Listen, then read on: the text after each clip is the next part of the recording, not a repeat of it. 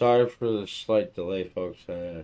My computer wasn't acting right, but just open chat today. Figure really is no news till we hear back from the Court of Appeals.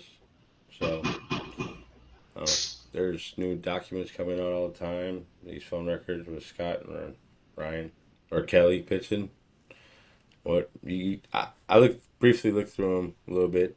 What about you guys? Have you had a chance to? I know that Carla's gone through them quite extensively. She's still working on them. Um, Nothing really huge other than the fact that I believe she discovered that they were the ones who called for the helicopter on the 5th, that Scott was. Kelly, do you know any more than that of what Carla's found?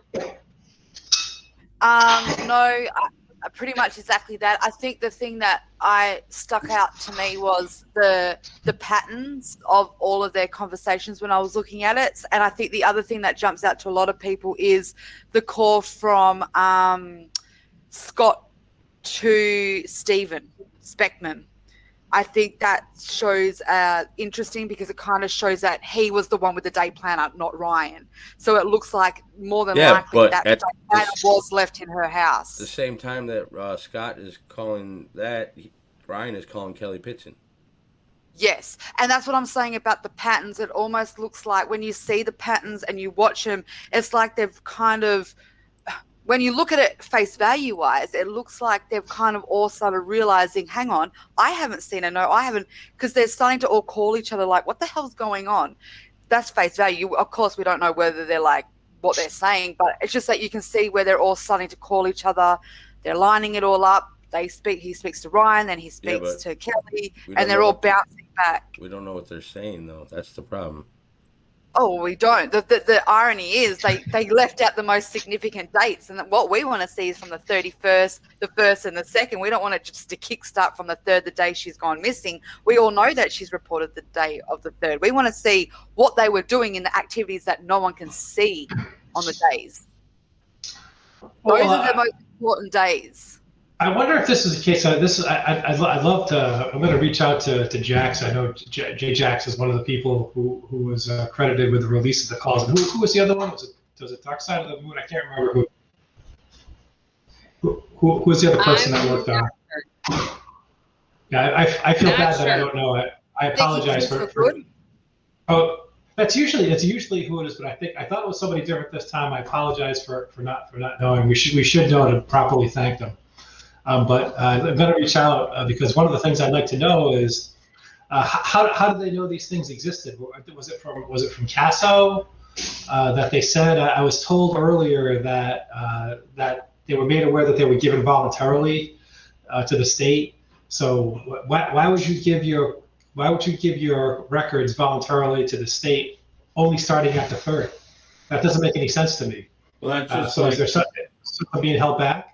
It's just like KZ asking for all the audio for Manitowoc Sheriff's Department, and they come back with, "Oh, we don't have no audio for the 3rd." Yeah, right. She didn't specifically ask for a certain day. She asked for all the audio that they have. No, we have no audio for the 3rd. So what about the other days? No, you have no audio for the 4th. That's what he meant to say. No, he meant to say we have no audio for you. Period. Yeah. Especially if Millbilly's going to get. So why would they only give their phone records from the 3rd on? Wouldn't they give them from the week prior? That's exactly the point I'm trying to make. And if they were subpoenaed, you'd think they would be subpoenaed for some time longer than that. And if they gave them voluntarily, what's the point? And why would they even offer them in the first place? It just doesn't make any sense. Unless what were they trying to prove? That they didn't get a call from her on the 3rd? Why is that even important? Well, the phone data we have for anybody doesn't make sense. We have some lines. There's only incoming calls. Like, where's all the text message documentation? Because I can recall. That's the huge thing. Why in all of this? In 2006. Why in all of this do we not have Stephen? Listen, in 2006, I had just got U.S. cellular service, and I went online. First time going to the website. I asked for a detailed bill. It was like 150 pages. It had every single text message that I made and received. Didn't say what was being said, but it still gave you an idea of who I was communicating with. Yeah. Why don't we have that? I had an issue when I was being, right, but I had an issue years and years ago, back in that time period, where I was being harassed by somebody, and I wanted the text messages. And I was told point blank by U.S. Cellular, we have to have a court order to give you the details of those text messages. Mm-hmm. So the government, the state had pure opportunity. That had pure opportunity to get Teresa's text messages, Bobby's text messages, Stevens, Ryan's, Scott's, but they didn't do any of that. Why didn't John Dietering only subpoena her cell phone pings, not all of her cell phone data completely? They then call back the next day on the 4th and ask for her cell phone data. Oh, you have to submit another subpoena.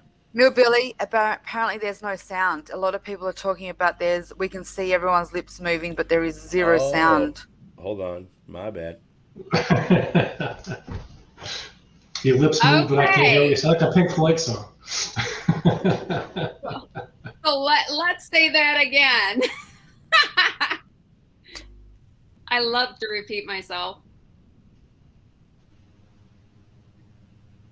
All right. Just quickly, I just want to address. Hear everybody now? Can everyone hear? Yeah. Can you hear us now? Now they can hear. Yes, they can now hear. Right. Just quickly, I just quickly say that Justin wanted to remind me that Scott B also called the zippers. He actually also called the zippers. So that's really interesting because he's calling everyone that she had gone that day. But what's the one place he didn't call, which would have been Yanda's, because that was one of her phone calls on that day. Mm-hmm. So they call everyone but Yanda's place. Well, when weird. Leslie Lemieux and Mark Wiegert and them show up at her house, they're the ones that give them all the information that they received. All the computer stuff, everything. That's probably the one thing we were saying. That could be why that they only asked for her cell phone pings, because they had already received all the information from Scott and Ryan and Kelly. But here's the problem. They didn't, as we were saying, I guess when they couldn't hear us, previously back in that time period, I know that you could get text messages if there's a dire need, but it had to be done by law enforcement. Law enforcement did not request anybody's text messages, at least that they released to the public or used, from Scott, Ryan, Kelly, her mom and dad, her brother, herself, Stephen, Bobby, Mike, anybody. They did not request or did not provide anybody with those text messages. Now, we have a reason why you should have gotten those, is because Bradley Check says he texted her, and you've got a person calling up and saying, you need to check into this person. And he says, yeah, I texted her. Doesn't tell what the text was about. Doesn't show the text, at least according to the reports. And you don't ask the phone company for that? No, because Stephen Avery's a suspect. We don't need another suspect. Yeah, even reality, even if we just had the metadata for the text, in other words, the number that they came in from and the number they went out to and the time that they were sent, that would be a heck of a lot more than we have right now, right?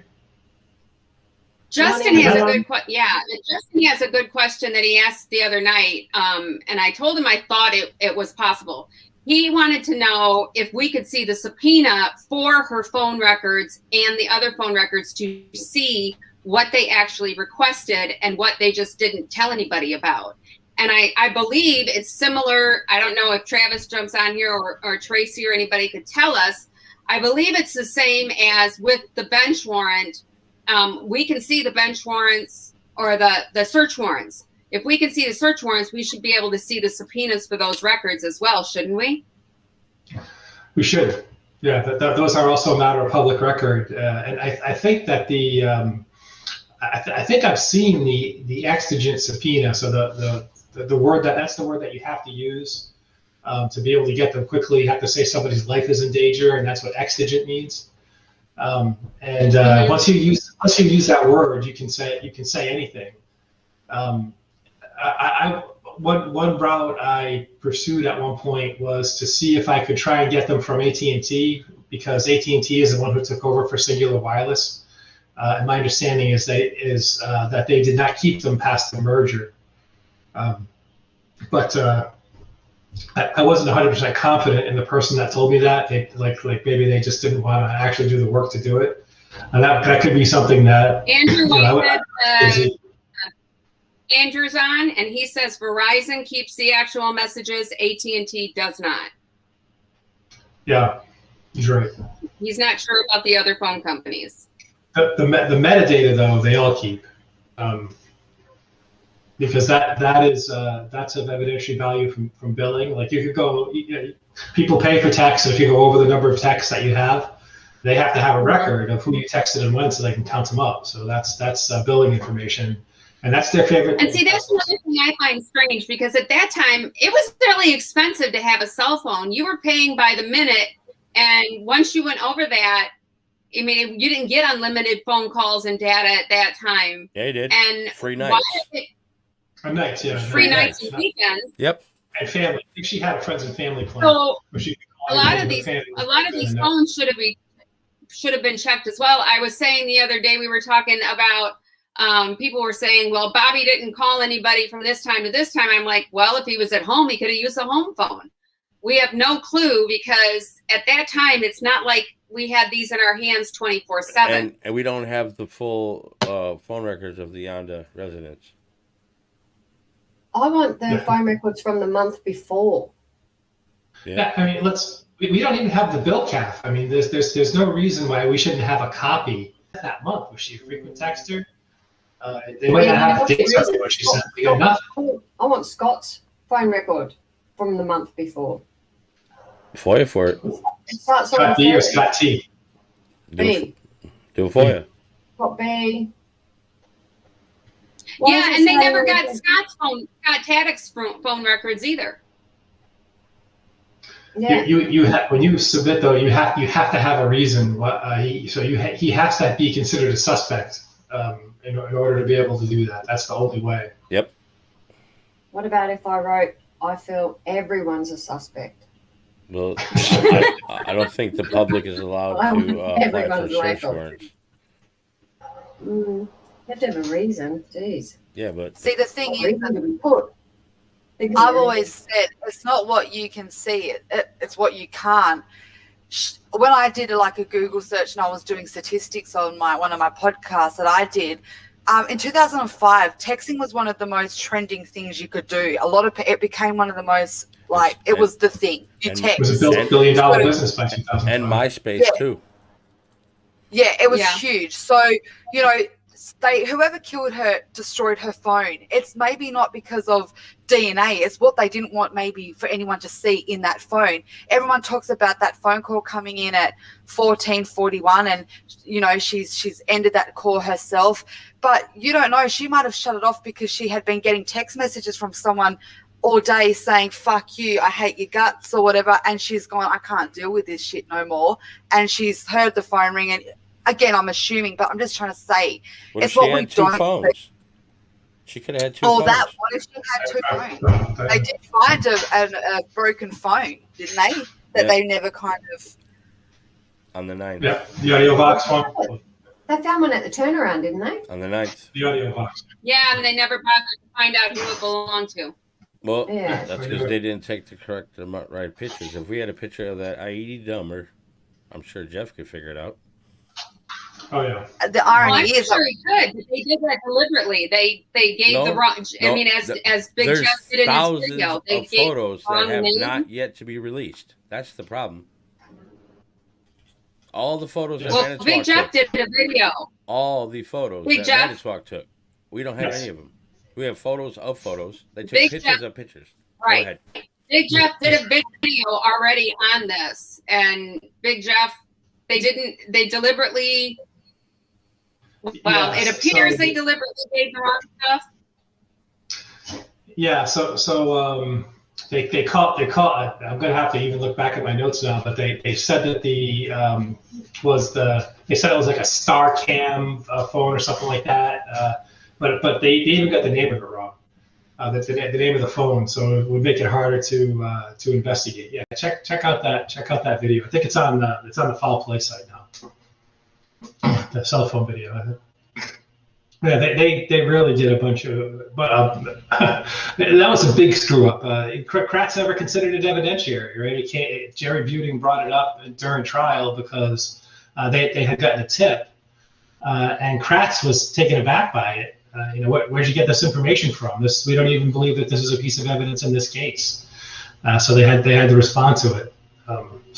It was buried. Yeah, and you'll never guess who went out to look for it, right? It was Coburn and I can't remember. It was John Campion and Pam God. They found it, yeah, and then Coburn came to collect it, and he supposedly took pictures of it. You know what's crazy? For all we know, that could have been the killer's phone. And I say that because I just finished watching the 2020 The Accused at Kathleen, the Fox case. And they, in that case, had the killer's shoes. He had his name in the lip of the shoe. They had the killer's name at the whole time. And they totally didn't even consider looking into the shoes. They found the shoes where the little girl's body was found. It had the killer's name in them. And they totally discarded him because they were so tunnel visioned on the father.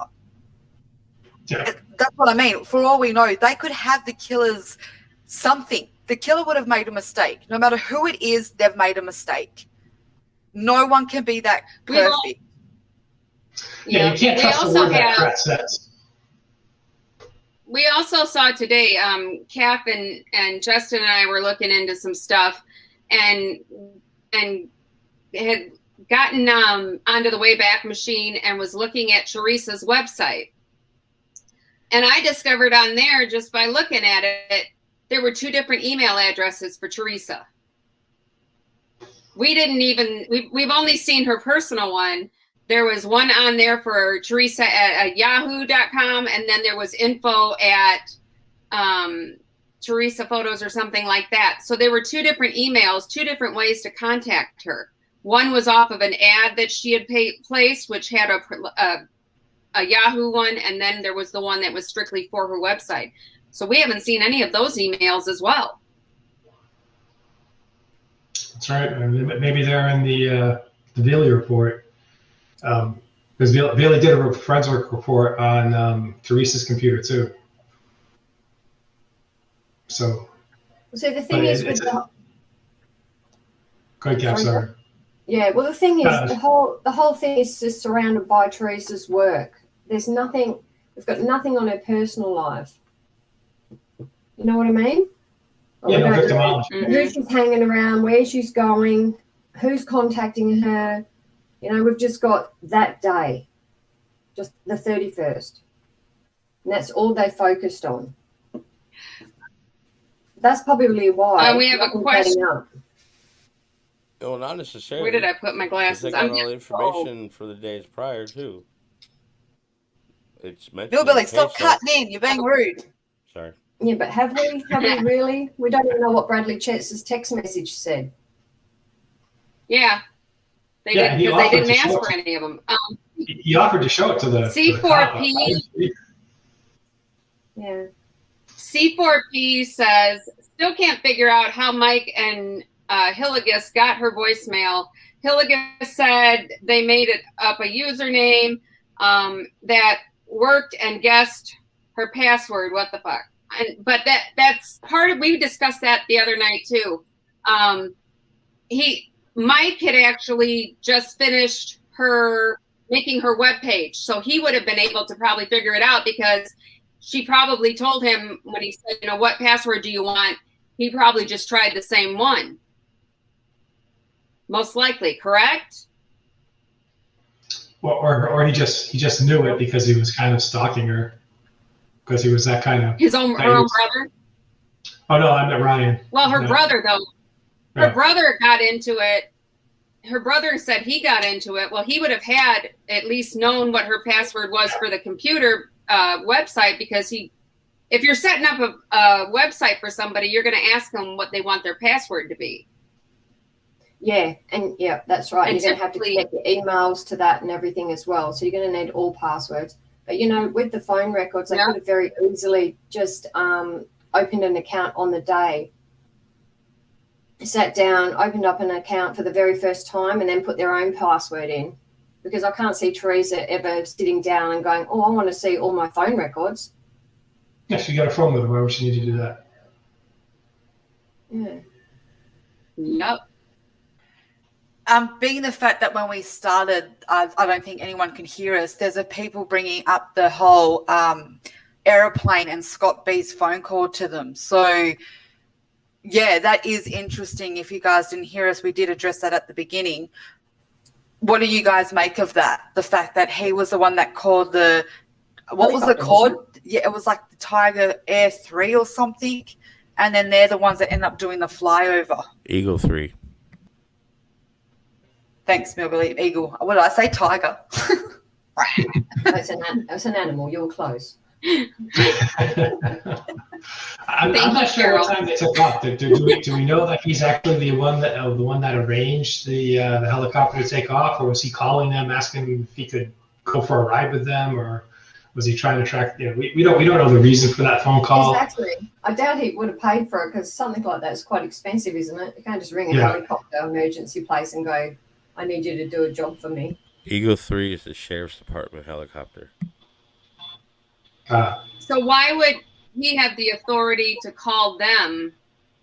Well, maybe he rang to see if they, can you call me if you find anything? It could be for a number of reasons. Yeah. Maybe he wanted to go to see if he could get on board. I don't know. That's why I said we could sit here and speculate all day. We don't know what they talked about. Yeah. Shane Henry asked, what cell company did Teresa use?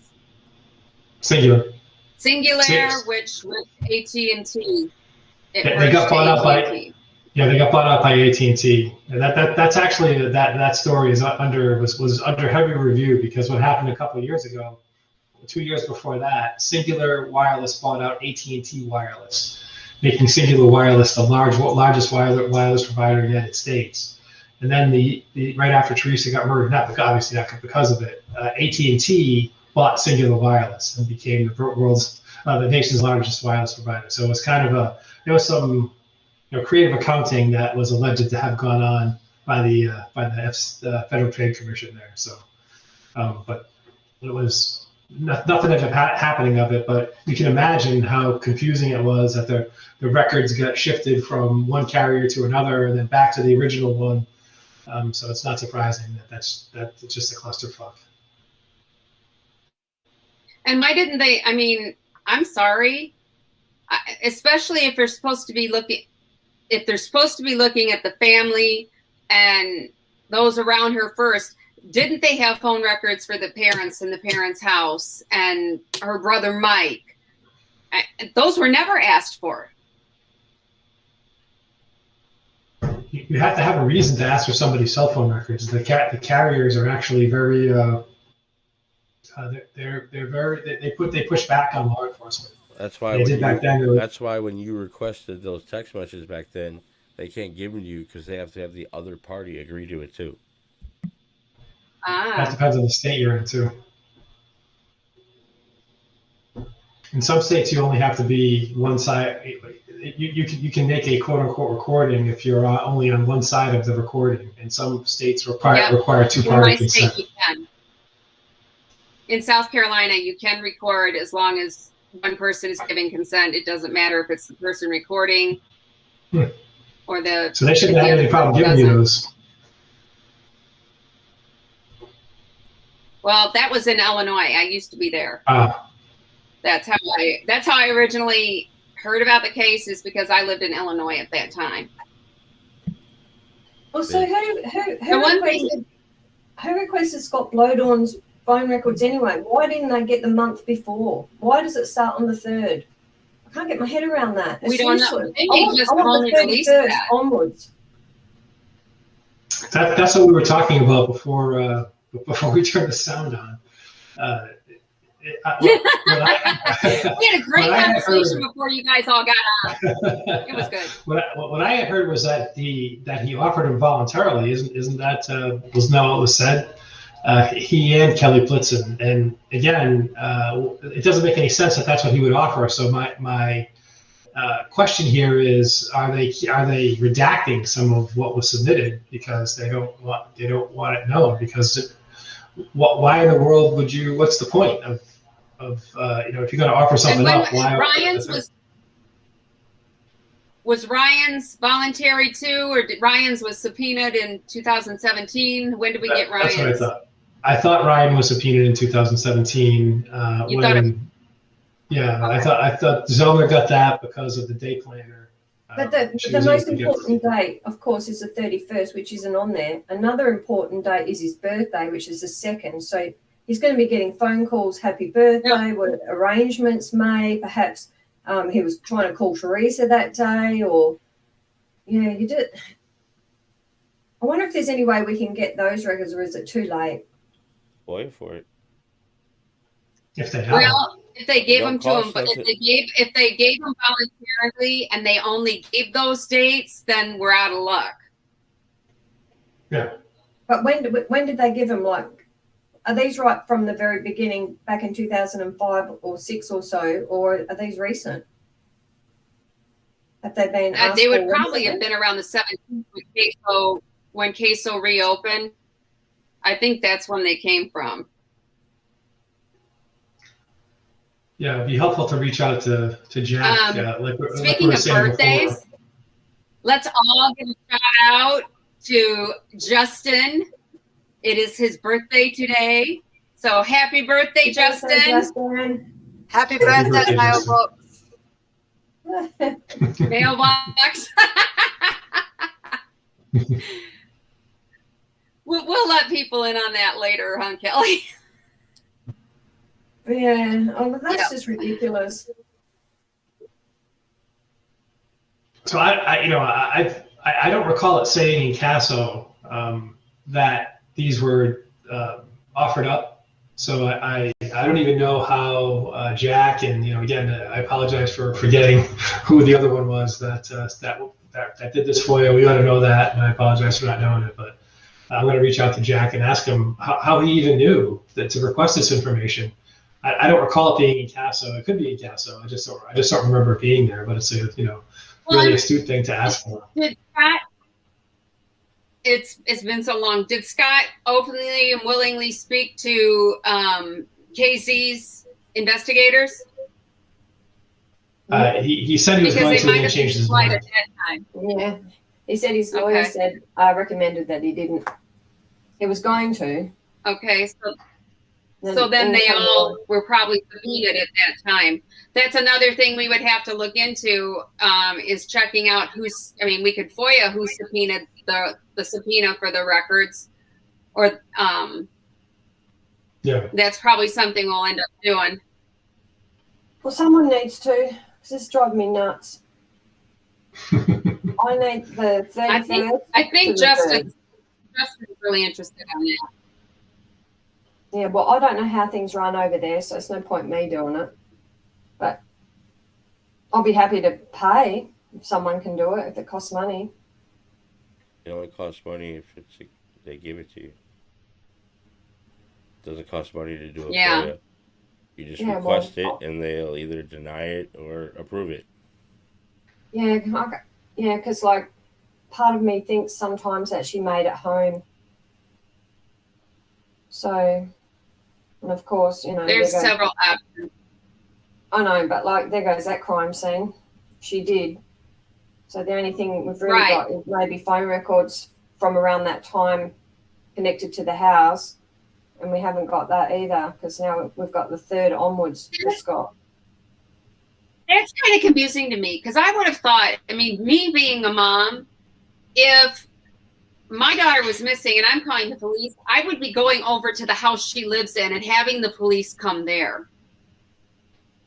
I wouldn't be at my house and having the police come there.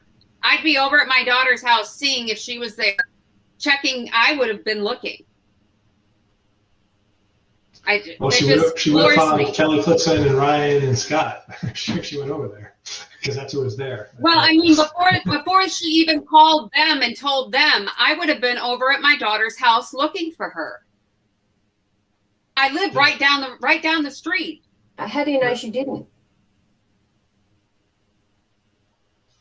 We don't. But when she called the police, she called from her house, not from their house. Yeah, maybe when she hung up, she went over there. Who knows?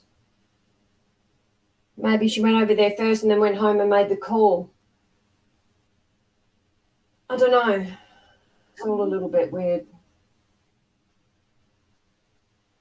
Not enough. I can't understand that Scott asked and not enough answers given. You know, if you live with someone, there's only two of you living there, you'd hear a shower, you'd hear the kettle, you'd hear a car pulling. Well, who wasn't? You would, and the other thing, she had the cat. The cat wasn't fed for how many days? That cat wasn't going up and bugging Scott to get fed? Mm. I thought the cat was at the vet, and Ryan went and picked up the cat at the vet. Ding, Did ding, he? Ding. Yep. Ding, ding, give that boy a prize. Yeah. I get enough prizes, thank you. So I don't know how Scott fitted in his schedule. If he's working from, you know, really early in the morning until late in the afternoon, how's he getting time to pick up a cat? Or did he pick up the cat after Ryan he picked it up. missing? Ryan picked up the cat. Ryan wasn't Ryan. working. Ryan hadn't gotten his license, nursing license yet. He didn't get that until December of 2005. He had just gotten done with school and he didn't have a job. Ryan picked up the cat. That's interesting. That Or we so know they of. say. Or so they say. Yeah. It's in the dispatch calls. The many million dispatch calls. No, just 19,038. Only. Mm. About 3 hours worth.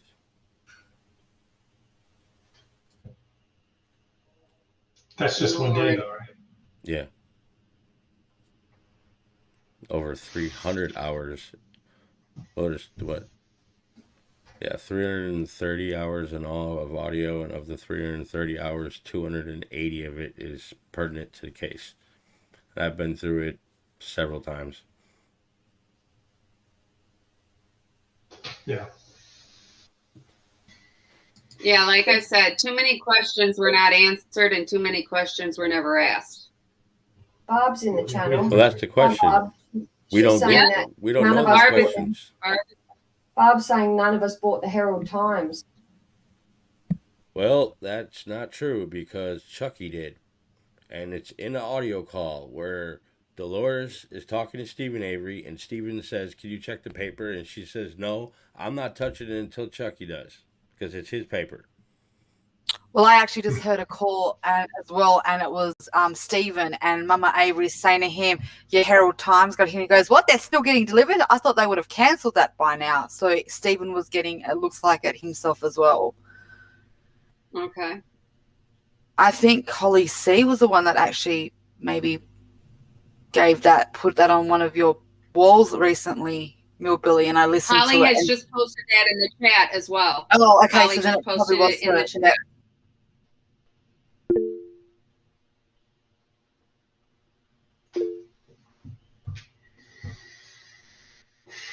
So what else? How long y'all think this is going to keep going here? It's been what? We're going on 2 weeks. Yeah. With KZ's response and her little kick in the teeth to them. Yeah, I don't know. I think that it could easily run another 30 days easy. If the judges were on the precipice of making a ruling, I think one thing they hate to do is delete 20 pages of text that it took all that time to write. So I think that it could be slightly aggravating to them, even though KZ is well within her rights to do what she did. You never know how it struck the judges, despite its legality. questionability. And So, Millbilly, have you heard anything new on the Coburn case? Nope, nothing. it was not settled, right? I saw some nonsense going around on Twitter or Reddit. Yeah, that it was somebody settled posted that. That would have been on the news for sure if he would have won anything. Well, unless they do one of those non-disclosure settlements and they can't talk about it, it's not going to be then. Yeah, but then that guy wouldn't know. And usually you can say that you settled for an undisclosed amount. You don't usually withhold the fact that you settled. Even though I bet Netflix would love to do that. But I think I really do think that if Netflix does settle this one, even in arbitration, that they're going to just open the floodgates. So I think they have to take this one all the way to a judge or a jury. Well, the judge ordered them to try to come to some agreement before the last court date, and they didn't even talk to each other. Yeah. Netflix is trying to dismiss it just like they did the first claim.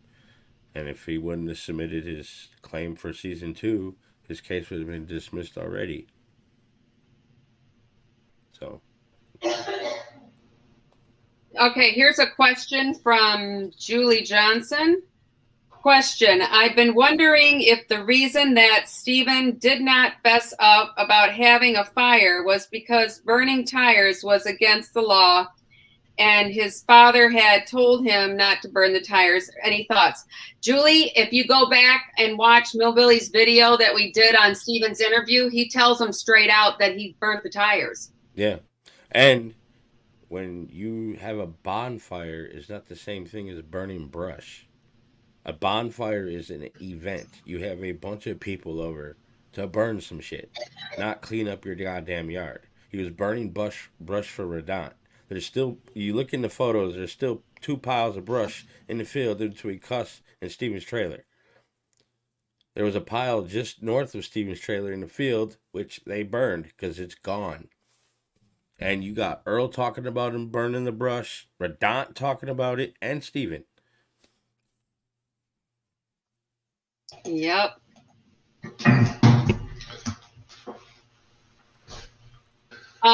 Sandra Baum asked, didn't Teresa have a boyfriend then?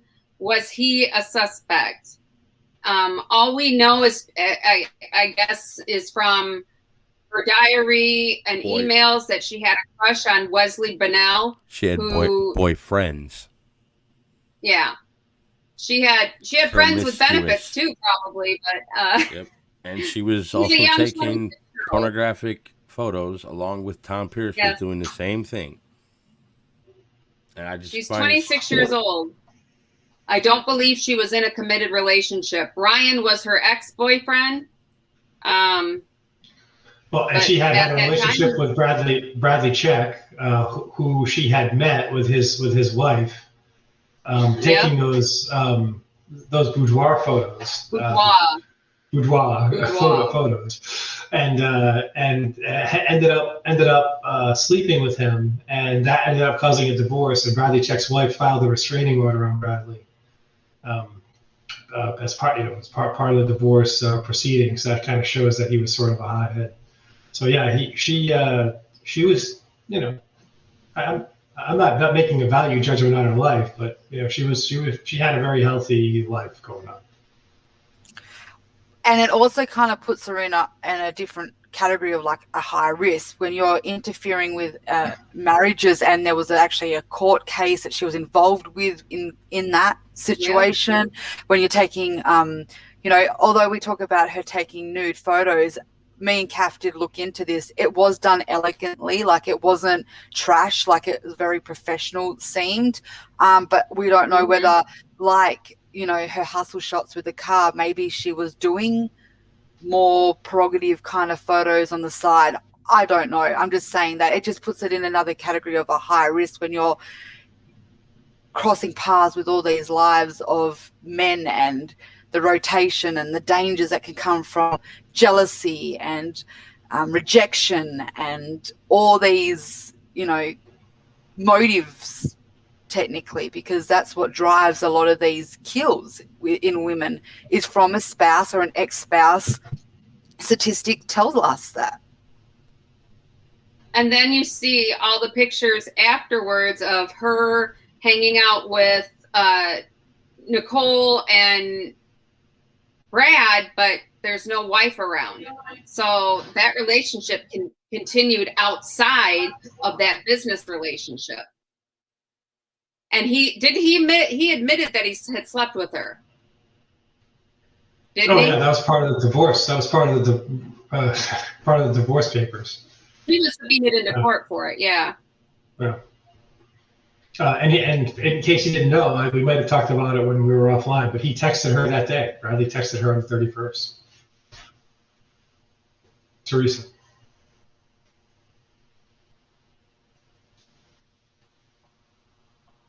Hey, Barb, do you know when Bear was removed from the property by chance? Because I've heard rumors, and I don't believe what I've heard. And their proof is a screenshot from a video on TV. So, yeah.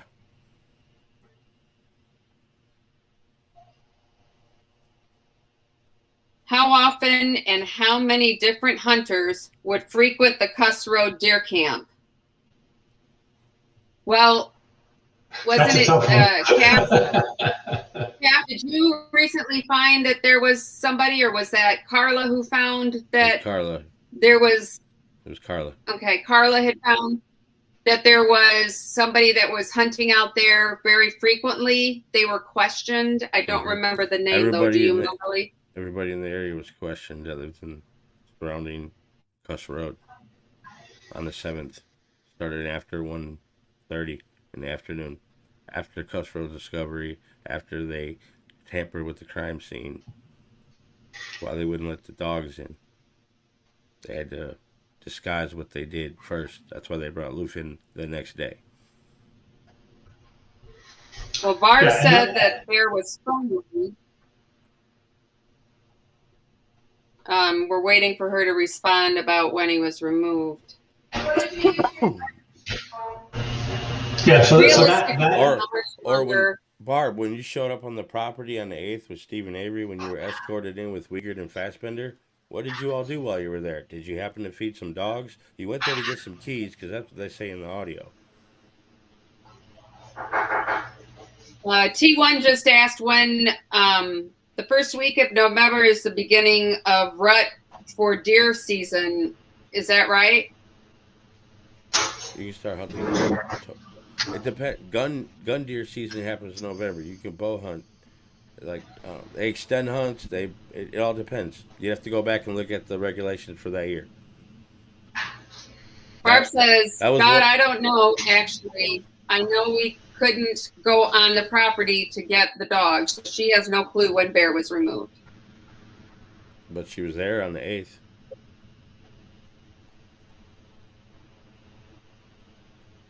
If I were her, I probably wouldn't remember if Bear was out there. Okay, yeah. Jambo Creek checkpoint. Arrived with Stephen Avery around 7 p.m.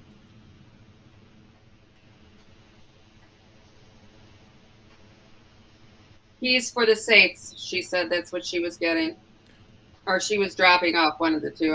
She didn't specify. Dropping off. So who is the guy Reality is asking Kelly about?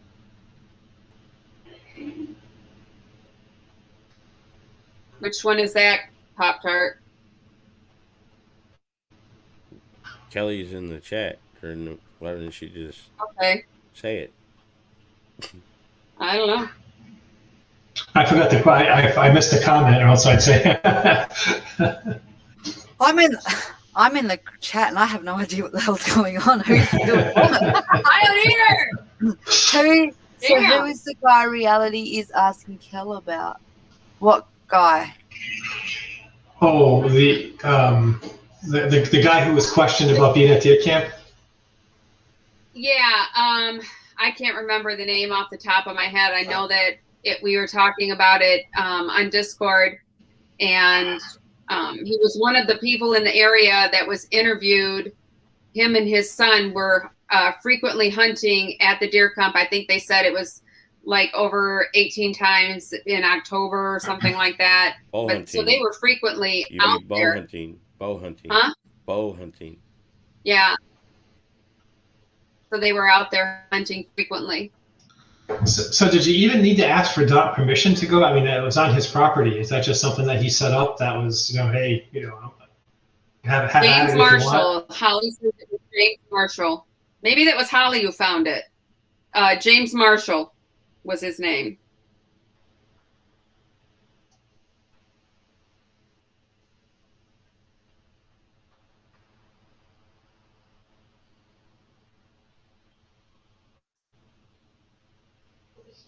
I'm not sure who Egyptian Thompson is or who Star is. What do you know about him? Did the neighbors on Cuss Road hear or see anything? Anyone know? Well, we don't know the questions that they were asked. We just got a rendition of their answers. So your guess is as good as mine. Until we get audio interviews, it's just a guessing game. So they give you bits and pieces of information, so you can't really know what the fuck's going on. But this whole case is a mindfuck. No matter which way you look at it. Do we know for sure, Millbilly, whether DCI was required or They're obligated law enforcement. What do you think, Jeff? I think they do what they want when they want. Trained to do that, especially when you're firstly talking to somebody, especially for a severe situation like this. Yeah, they're gonna record what the hell you say. Well, for sure they recorded Barb without her even knowing it. When it came to that interview with Scott, they weren't shy about putting tape recorders in their pockets and they hit record as soon as they got out the car. Before they even entered Subway, he was recording. So yeah, they sure the hell recorded everything Brennan and Steven did, except for Fox Hills, because the equipment they just got didn't work. Dave Bagoda says Leo says they tore down the building they killed her in.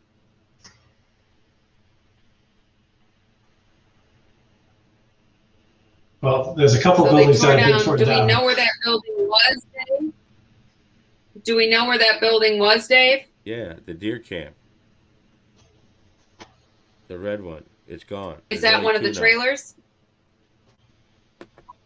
Okay.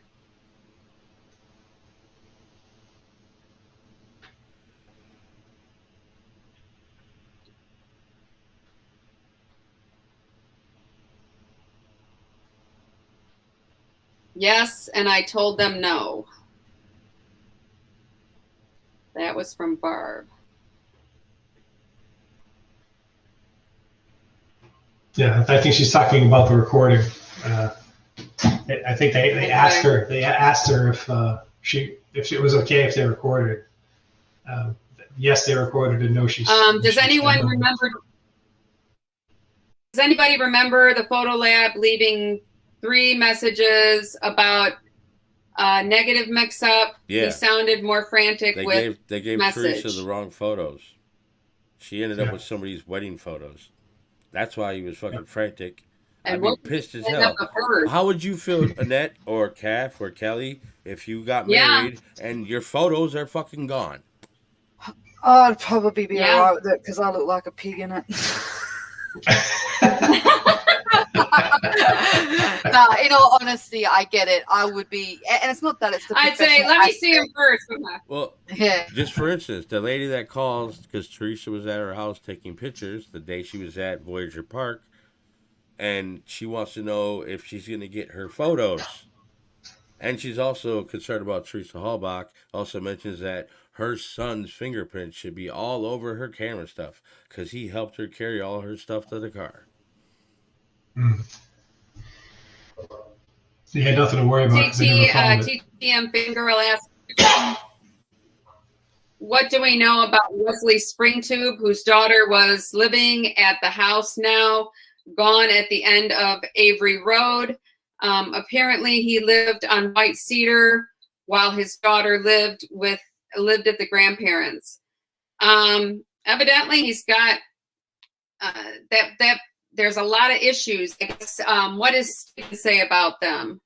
He says the ones by his house were okay, but he wasn't. They were no good at the ones on Cedar. What Cedar? So the Wesley spring tubes. I wish Kath was back on here. She's got herself muted. She's done a lot of research into them.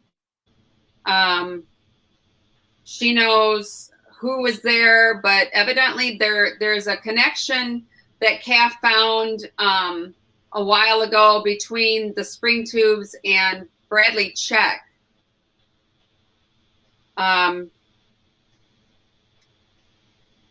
But she's not on here at the present moment, so we'll have to wait to see if she comes back. I think she had to do a quick school run. Yeah, school run. Yes, she did. 8:57 in the morning here, so I got the husband to do it, so I didn't have to move.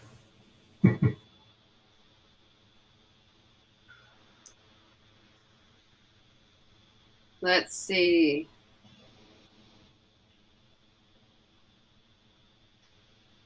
That looks, is there any more questions? Let's see.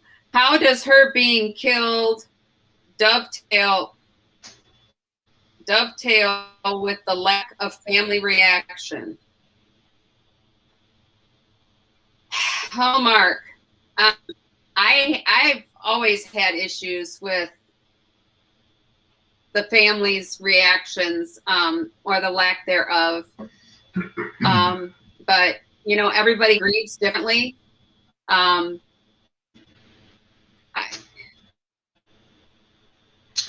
would say some of us to me, yeah, but when your family dies, you don't get a camera stuffed in your face. Some of us, yeah. right, but some tend to believe that they may have known prior to the bones actually being found. I mean, there's so many different theories.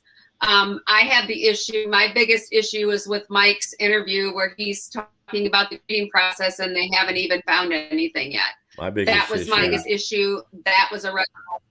My biggest issue is no photos of discovery whatsoever for anything. That's a lot of issues. That's not just one. My biggest issue, and I don't think it gets addressed enough, we all look at what Mike said, which, let's face it, it is a bit odd. The grieving process, like, it's weird, but we don't know how they grieve. There was only one person in this entire case that actually got red flagged for speaking about Teresa as early as the 4th in past tense, and that was her boss, Tom. Mm-hmm. He's the, like, he literally got red flagged. It was documented. They wrote, Dietrich wrote, Tom spoke in the past tense. Like, I found that odd. Like, he red flagged it. It's the only time you see that. And this was on the 4th. And Tom actually ended up calling them at midnight to see what was going on with the case. He then called again on Friday or Saturday after the car was found, asking to speak to. Actually, he asked for information and then he asked you to speak to the detective. I don't know if they called him. Well, they must have. There's a couple things about. He then submitted the ashtray from Teresa's shop to him too, with the cigarette butts.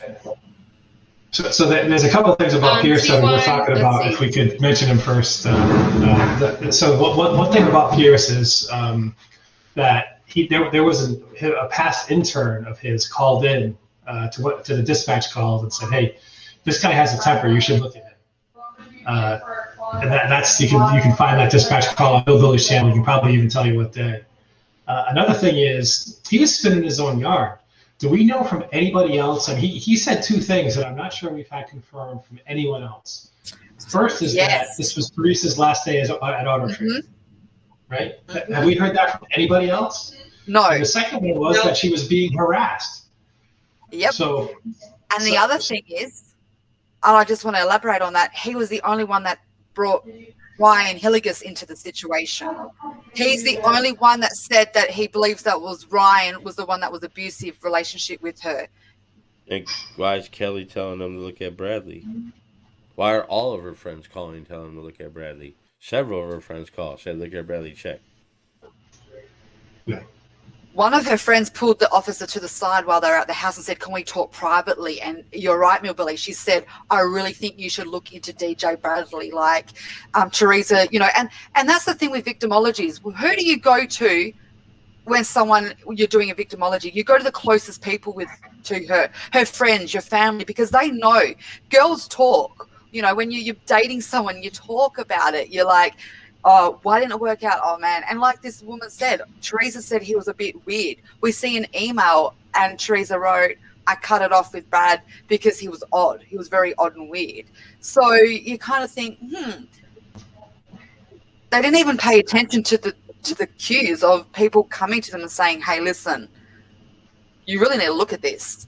You've got all these dominant men in her life, and they didn't even blink an eyelid. And they had three-way, him and her and Teresa and Brad and Nicole were constantly having three-way phone conversations. And Nicole was actually supposed to be at the lunch that Nicole or that Teresa and Brad had 2 weeks before. Something's a little odd going on there too. Little three-way calls, three-way lunches. Three-way what? No, I didn't. Come on. T1 asks, how much of the case was premeditated and how much was spur of the moment? LE made some very premeditated statements. Upon the RAB discovery, do we have Stephen Avery in custody yet? Yeah, that was a good one. Someone asked if they took photos in the pit. A lot of those, we have some of them, but we don't have a lot. A lot of them. When you say the pit, you mean the burning pit, or you mean the pit where the cars? They have helicopter footage of DCI taking pictures of the burn pit.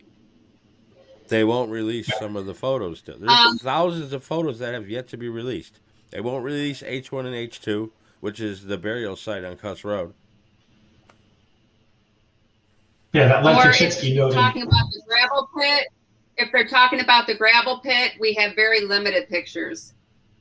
Like I said, Len Kaczynski's notes. He had notes against H1 and H2. He said pictures of the body.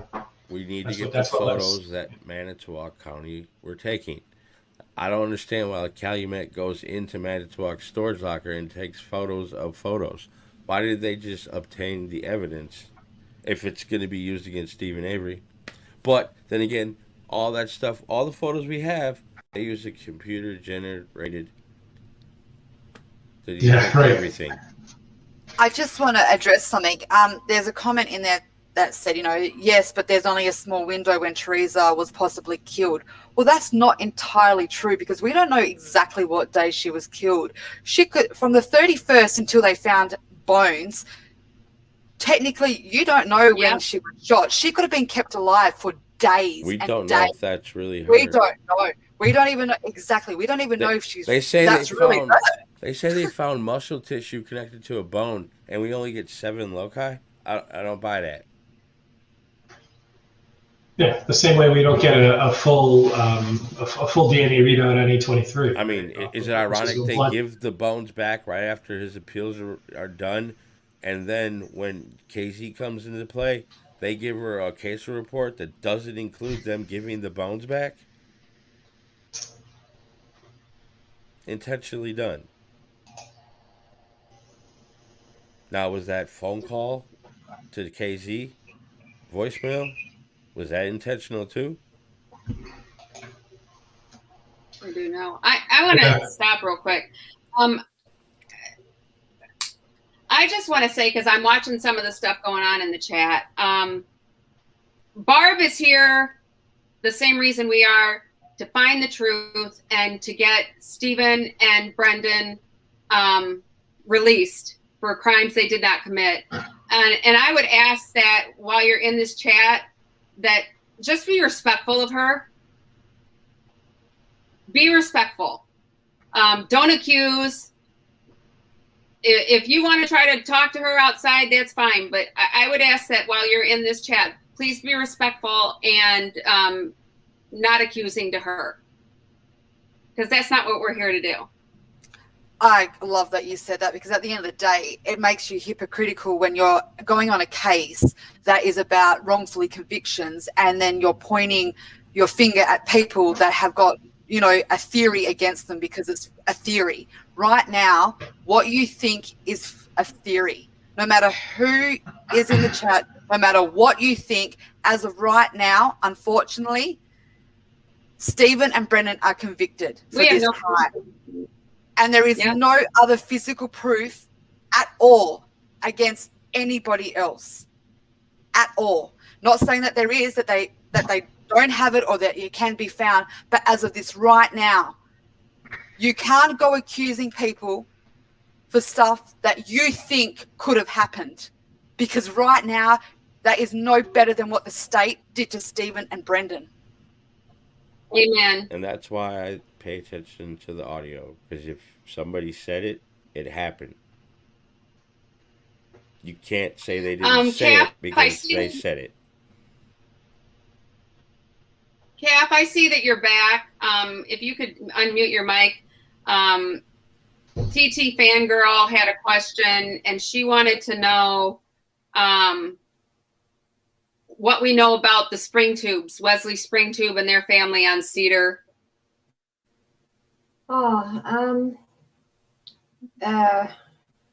Wesley, so he married one of them, I can't even think now, Diane or Donna. Then she passed away, and then he got engaged or married her sister. Yeah, I'm not sure. Do we know what kind of people they are? Pardon? Did they have issues with drugs? I think the whole street did.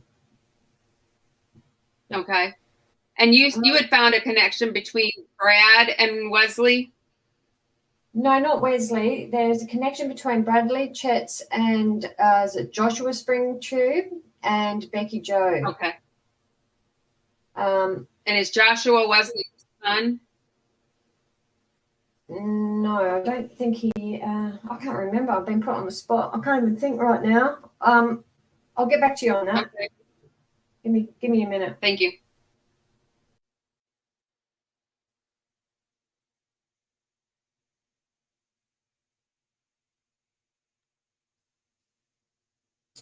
You can all keep talking. I said, "I'll give me a minute." Just don't all go silent. Okay. Just give me a sec. I'm just looking. I'm looking through the chat. Darlene? Yeah. Maybe that's who he married, or. So T1 says that Barb is going to get roasted by him. Just like everyone else, 100%. He's not discriminating. That's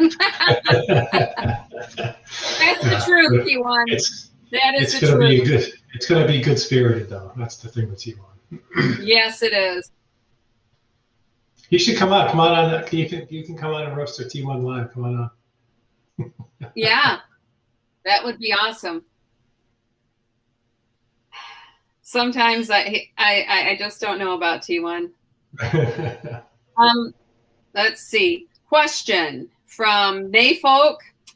Did anything come out of the Reddit post about the RAB battery number coming back to LE? Did Henberry do something on that? I think it's in her. I think it's in her in one of the exhibits in her recent in her big brief that was filed in December. So that's in KZ's? I thought so. Okay, so you can probably check KZ's motion from December. That's my recollection, which could be wrong because I think it was pretty long, and I was drinking wine, and I was pretty shit-faced by the end of it, so I could be wrong. Not you, Jeff. Not you. Say it ain't so. Only day between October. Let's see. Only day of rain between October 30th and November 5th was October 30th between 4 and 9 p.m. Mud spun around front of the driver's side of the RAV. Moved shortly after October 30th. Or moved shortly after rain October 30th. Okay, but she didn't disappear until the 31st. So Is that someone with a theory about the RAV? I'm not quite understanding. I'm not quite understanding that either. Addiction Mouse. Did they ever ask Ryan where he got the day planner? Stupid camera. No, they did not. I don't believe they asked Ryan. I'm pretty sure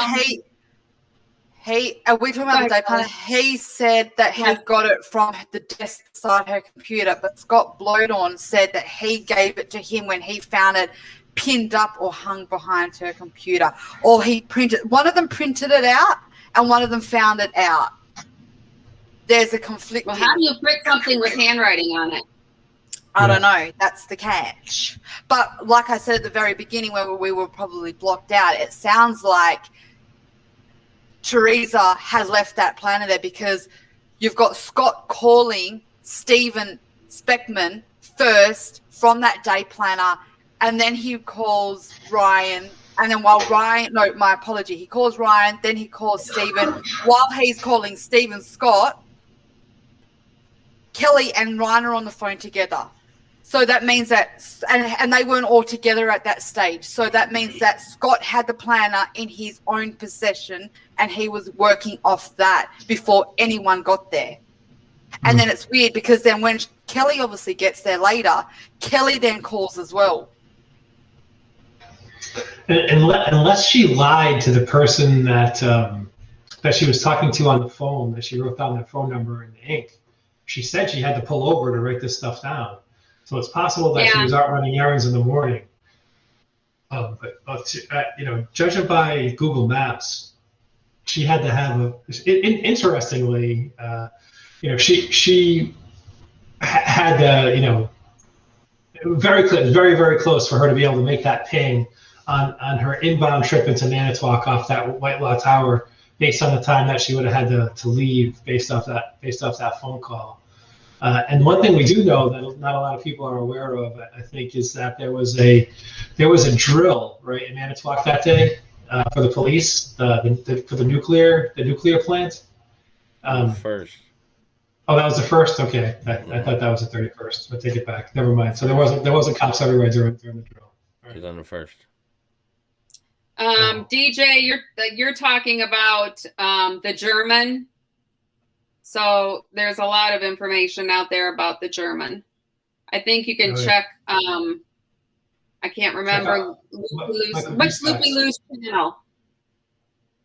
Loopy Lou has a channel with Ben Kenobi, and they Obi-Wan, and they did a big excerpt on the German, so you can go over their channel and watch it. Yeah, that was pretty interesting. I was in communication with them when they started doing that, and the initial information is really from Mike Griesbach's book, where they start talking about the evidence that the German's wife brought into Manitowoc, and Griesbach tries to dispel it by so quote unquote proving that Avery is the only person who could have done it. Doesn't do a very good job in my mind in his book, but there are some very, very interesting things that are brought up about the German. Braun, I think the name is Ava, the wife's name. No, the German. The pictures we've seen of the German, he does not have a beard. Oh.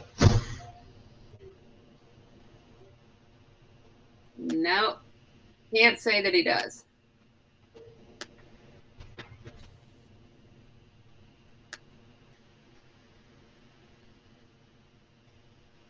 Whoops. Who's going to read the chat now? Any more questions before we wrap this up, y'all? Final thoughts?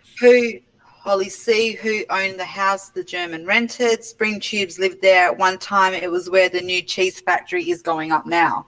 Yep, That's it. Cheese factory is already up. Oh, okay. Yeah, all those buildings that were from the case of the German, all those were knocked down to build that cheese factory. So all that, if there was anything there, that's long gone. I love I when found, you're. I found some of my paperwork on Wesley. So he married Donna Cuss.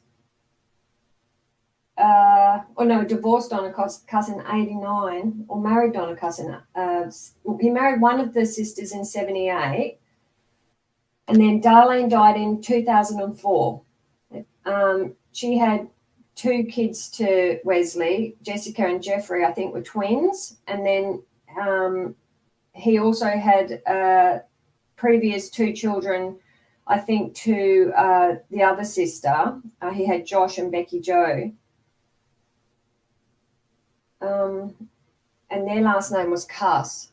So Tammy Lee says that, oddly, that's weird. You guys got to look at that. She says the German translates to sicky. Yep, okay. Okay. That's weird. How do you get that? She said, oddly, sicky. It's spelled wrong. Translates to the German.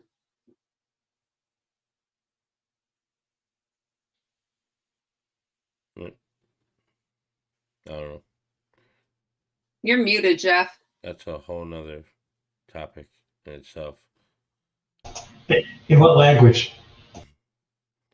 According to them, German. I don't know. Yeah, what's language? Translates to German for what?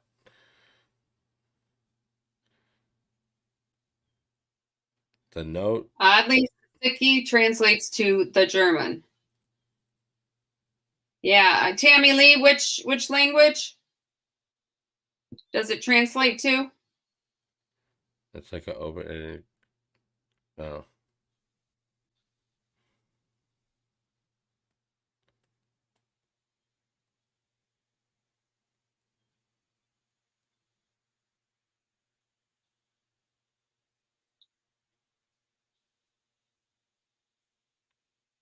I don't think I'm understanding. The sicky note in German. Okay, you're still confusing us. What language does sicky mean? The German. In German, she says. All right. Okay, I know some German speakers. I'll ask them. I don't pay attention to Reddit, so wouldn't have seen it. The German is my favorite wildcard theater. I roll my dice on Martinez. Yeah, that's a good one too. Or the fact that she may have had a car accident or some kind of health problem, and they just took advantage of the situation and made everybody believe that she was murdered and killed, because none of the evidence makes sense. There's no photos of discovery whatsoever. It's all a sham. Yeah, because maybe she made it home, and her house was never treated as a crime scene. And I go by statistics, and 80% of statistics say it's an ex-boyfriend, current boyfriend, and then they move on to the family members. I've been rewatching. None of them were ever treated as a suspect. None. Brendan's interviews, and oddly, I don't know. It seemed like when he sat down with them at Two Rivers Police Department, he spilled out everything they told him to say.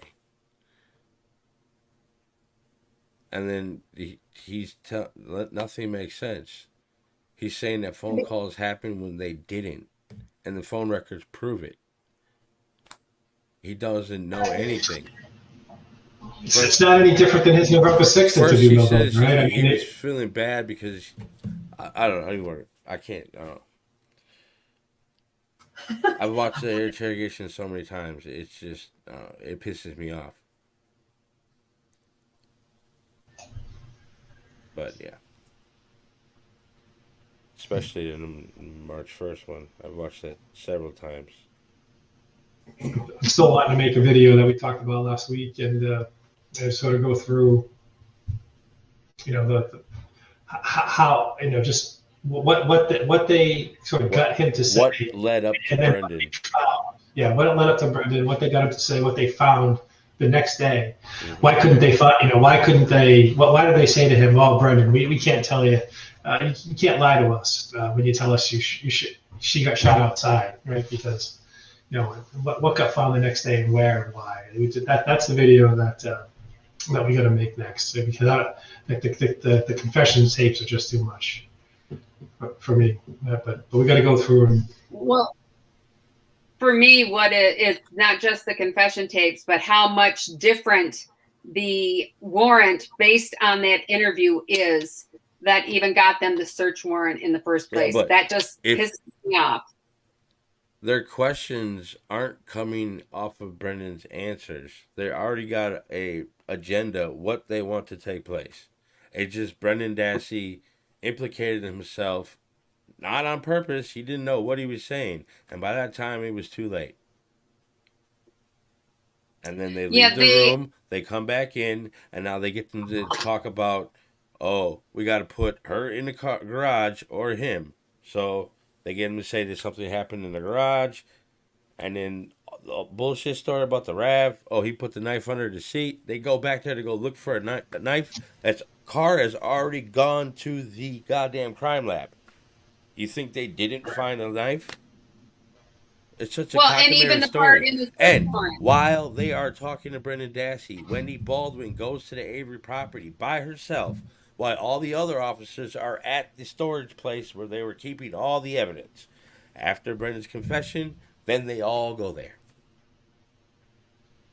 It's like they went in the evidence, looked to see what they had, and then sent Wendy in there to go plant something, and then they come in and scoop in front. Oh, here's a book. Why is everybody that was there in the first search warrant in November coming back in March?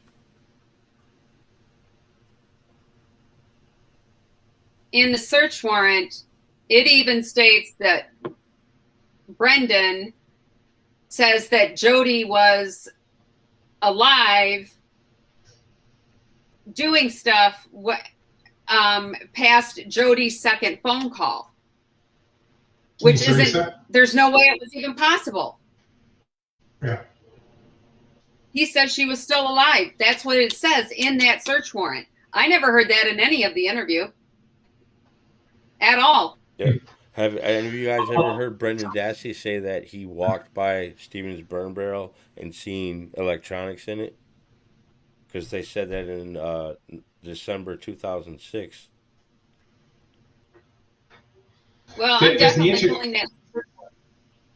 There's the interview that quote unquote the recording equipment didn't work, and that must be where they're drawing that from. And to me, I don't buy that. I don't believe for a second. I don't believe for a second that stuff that recording didn't work or they didn't know how to use it. The next day, where we do have a recording, they say, "Oh, yesterday was the tough day." Mm-hmm. that was right. And what did they do to that kid? He must have been terrified as it was, and that was the rough stuff. They're all making out. Oh, we never raised our voice to him. Well, I got news for you. Yeah, he had already broken the spirit the day before, because that day was the tough day. They could have got him to confess anything. It's just it just pisses me off. It just bothers me when as soon as they get in their room, they said, "Okay, we're going to shut this recorder off because the room's being taped." I'm sure they had that same recorder with them when they were at Fox Hills. They just didn't like what they heard. Yeah, they needed to mold. They needed to mold the story more. That's why they needed another day, another interview. Mm-hmm. So aggravating. Because you look at what he says during his interview at the high school, and then when he's at the Two Rivers Police Department, there's two different stories already. Yeah, and how many were there on the 6th? For the 6th, why don't we have the recording of the car ride? We have all these recordings of people being transported around, but we don't have Stevens' ride. But it's in Fassbender's report. 2 compact discs with tapes, with the interview going to from Earls to Two Rivers Police Department and the hospital. And from what I hear, they're being real nasty to that man.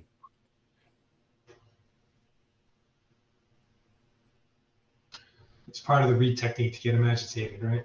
Yep. No, I'm not. The ride to the hospital, it's the ride after they went to the police station. After they left.